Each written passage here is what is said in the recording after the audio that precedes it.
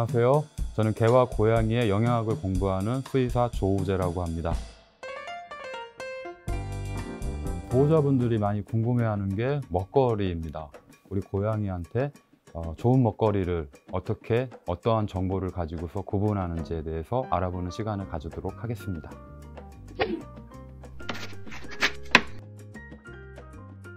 인터넷상에서 많이 알려진 고양이 사료 등급표입니다. 이 표를 보면 항상 드는 생각이 인도의 카스트 제도가 생각이 나요.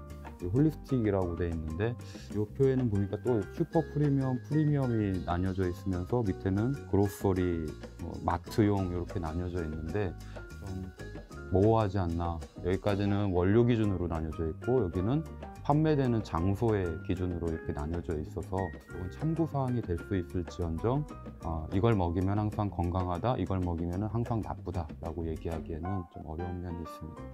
예를 들면 한 가지 브랜드의 키튼 사료도 있을 수가 있고 어덜트가 있을 수도 있고 시니어가 있을 수도 있고 어떤 경우에는 기능성 사료라든가 처방식이 있을 수도 있는데 그걸 하나의 브랜드로 묶기에는 좀 성급한 일반화가 아닌가 이런 생각도 좀 듭니다. 영양학적으로는 사료 등급을 나눌 수는 없습니다. 왜 그러냐면 먹이는 대상에 따라서 그 영양학은 조금씩 달라지기 때문인데요.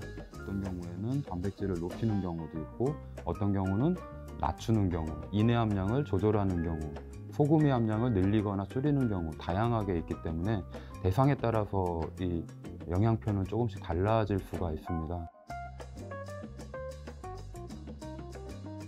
그레인프리라고 하는 것은 어떻게 보면 그레인이라는 곡물이라는 것 때문에 뭔가 문제를 일으킨다라고 전제를 해서 그레인프리가 나오는 거거든요. 곡물에 포함되어 있는 글루텐이 알러지를 유발할 것이다 라는 이제 전제에서 들어가는 건데 개와 고양이에서도 글루텐에 대해서 문제가 있느냐라고 얘기를 했었을 때 현재까지 논문상으로는 고양이에서는 거의 없다 이렇게 나와 있습니다. 실제로 해푸드 포럼에서 조사한 바에 의하면 고양이 사료의 56% 이상이 글루텐 프리라고 얘기를 합니다. 예전보다 훨씬 더 글루텐 프리 식단이 늘어났는데 그만큼 그러면 알러지 증상이 줄어들었느냐, 이 유병률이 줄어들지는 않았거든요.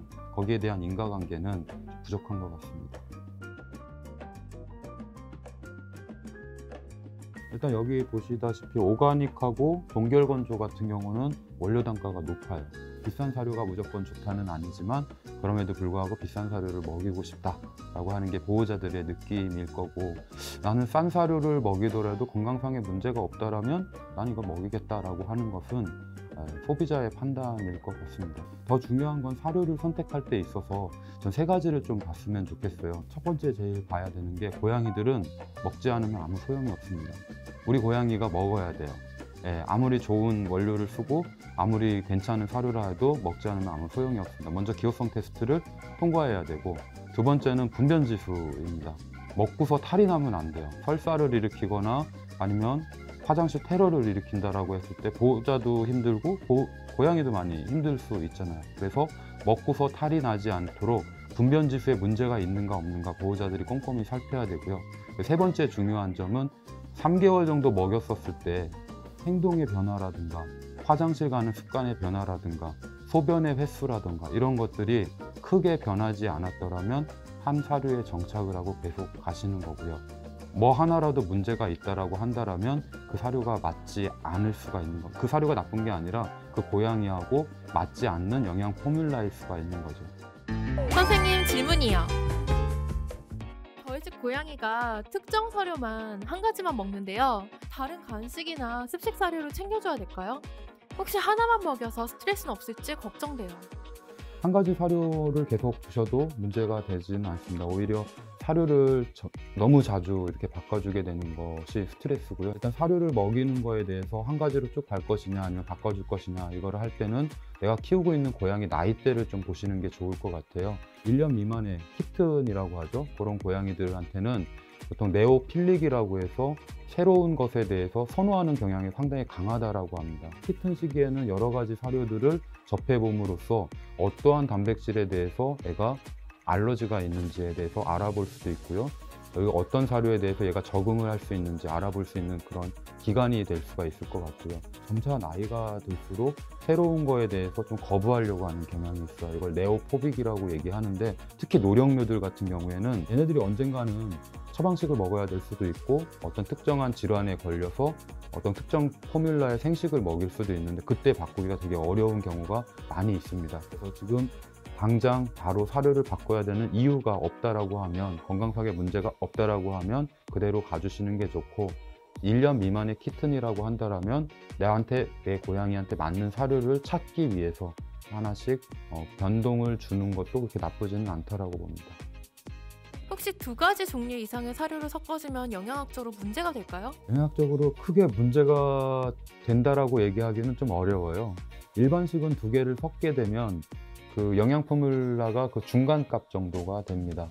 그래서 따로따로 먹이는 거하고 섞어서 먹이는 거하고 큰 문제가 되지 않을 수가 있어요. 다만 어떤 단백질에 대해서 애가 좀 문제가 있다라고 했을 때 섞여 먹이게 되면 이 사료가 문제인지 이 사료가 문제인지 찾을 수가 없습니다. 그래서 각각 급여를 해주시는 게 좋을 것 같고요. 처방식 같은 경우에는 특정한 경우를 제외하고는 섞어서 먹이는 것은 거의 금하고 있습니다. 일부러 마그네슘이라든가 나트륨이라든가 단백질 함량이라든가 이런 거 일부러 조절을 해놨는데, 2가지를 섞게 되면 2가지 질환에 대해서 다 케어를 하는 것이 아니라 이도저도 아닌 맹탕인 경우가 될 가능성이 많이 높거든요. 최근에 모사료가 사료 보존제를 표기하지 않아서 논란이 있었는데요. 이게 정말 문제가 되나요? 보존제 같은 경우는 식품을 안전하게 먹일 수 있게끔 이제 보존 효과를 크게 만드는 건데, DHA라든가 BHT, 액토시킨, 소르빈산 나트륨, 아질산 나트륨 이런 것들이 많이 쓰이고 있습니다. 우리나라 사료관리법이라든가 미국의 AFCO라고 하는데, 유럽의 페디아프에도 다 기준치가 있습니다. 일반적인 상업용 사료 같은 경우에는 어떤 보존제는 제로로 나오고 어떤 보존제는 허용치 범위 내에 나오고 어떤 사료는 오차를 훨씬 넘어서 나오는 것들도 있습니다. 상식적으로 생각하면 보존제는 모든 건사료에 들어가 있을 수밖에 없다. 제조회사에서 넣든 넣지 않든 원료회사에서 지방을 나르기 위해서는 그 지방의 보존 효과를 위해서 우리 하다못해 우리 식용유에도 보존제가 들어가 있습니다. 그런 보존제를 처리하지 않음으로 해서 얻어지는 좀 리스크가 많이 큽니다. 식품이 제대로 보존되지 않으면, 특히 지방인데요. 동물이든 사람이든 필수 영양소 중에 하나의 지방이 꼭 필요합니다. 이 지방 같은 경우는 시간이 지나면 산패가 상당히 빨리 됩니다. 지방이 화학적으로 변성을 일으켜서 산패가 되게 되면 페록사이드라고 하는 과산화물, 케톤 이런 것들이 만들어지게 되는데, 이게 많으면 많을수록 간에 데미지를 줍니다. 고양이한테 간은 상당히 중요한 기관 중에 하나인데, 간에 데미지를 주게 하는 것이 훨씬 더 큰 거죠. 그래서 보존제를 넣는 건데, 사료회사들이 쓰는 지방은 다 원료회사에서 받기 때문에 크고 적게만큼은 다 들어가 있고요. 회사에서 어떠한 기준을 가지고서 제공을 하든 아니면은 정부에서 규제를 만들어서 이걸 하든 필요하다고 생각을 합니다. 그럼 사료랑 생식 중엔 어떤 게 더 좋을까요? 생식에 대해서는 상당히 얘기할 거리가 많이 있을 것 같습니다. 그래서 생식과 건식 이런 것들에 대한 차이점, 좋은 점과 나쁜 점, 생식을 먹일 때 참고가 되는 사항들은 제가 다음 시간에 정리해서 말씀을 드리도록 하겠습니다. 다음에 또 만나요.